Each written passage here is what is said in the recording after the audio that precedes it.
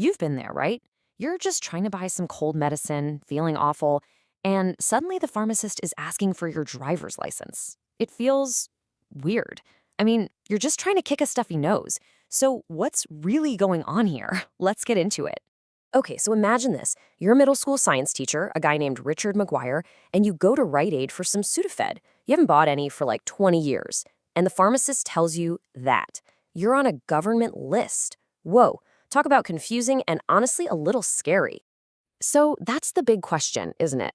Is there some secret government database out there tracking every time you buy allergy meds, just waiting to flag you? Let's figure out what's real and what's not. To solve this whole mystery, we have to look at what's actually happening in that moment when you get denied at the counter. So the short answer, no. There is no secret do not sell Sudafed list with your name on it. The real reason you're getting carded has absolutely nothing to do with you personally. It's all about a massive federal law designed to fight the production of illegal methamphetamine. To really get it, we need to rewind the clock a bit. This whole thing goes back to a major piece of legislation passed right in the middle of the war on meth.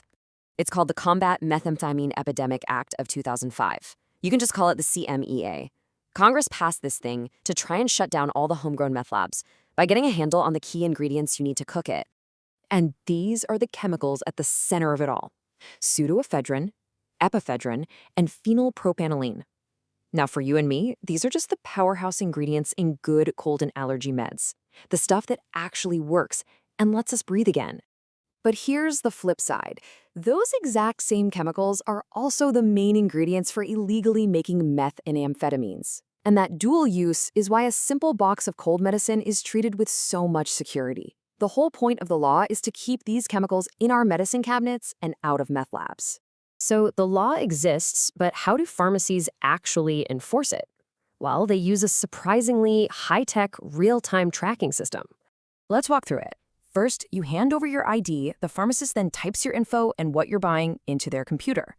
That system then pings a secure database, one is called MethCheck, to see if you're over the legal limit. And get this, in about a second, it sends back a simple yes or no. So what are these limits? The federal rule says you can't buy more than 3.6 grams of pseudoephedrine in a single day. Now, depending on the strength of the pills, that's usually somewhere between 1 and 3 boxes of medicine.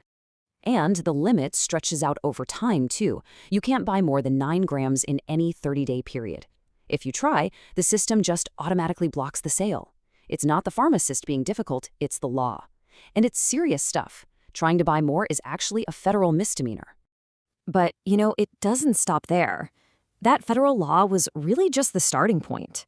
Things get way more complicated because the rules can change a ton, depending on what state you're in and even what you're buying. So the thinking expanded.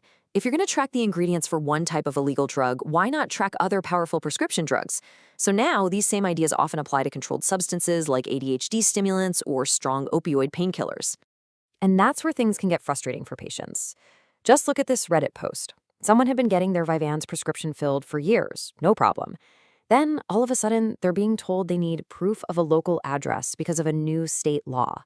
You can see how confusing that would be when you just need your regular medication. And it really is a confusing patchwork of rules out there. For example, in Delaware, a pharmacist absolutely must check your ID for any controlled substance, period. But in Illinois, the pharmacy just has to have a policy on it, whatever that might mean. And then there's Idaho, where you need an ID unless your insurance is paying for it. It's a real maze. Okay, so with all this ID scanning and data logging going on, you're probably asking a pretty important question. Who on earth is seeing my information? It's really important to get this difference. When you buy alcohol and they scan your ID, that's usually just to check your age. The data doesn't stick around.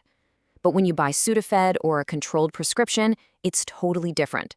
The purpose is to comply with the law, so your purchase details, what you bought, where, and when, are logged into that secure database. So who gets to look at these logs? Well, federal law is actually really strict about this. Access is limited to law enforcement agencies, local, state, and federal, and the courts if they have a proper order.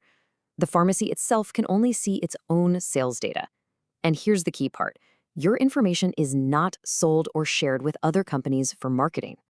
So, it all comes down to this. That pharmacist asking for your ID isn't putting you on some secret government watch list.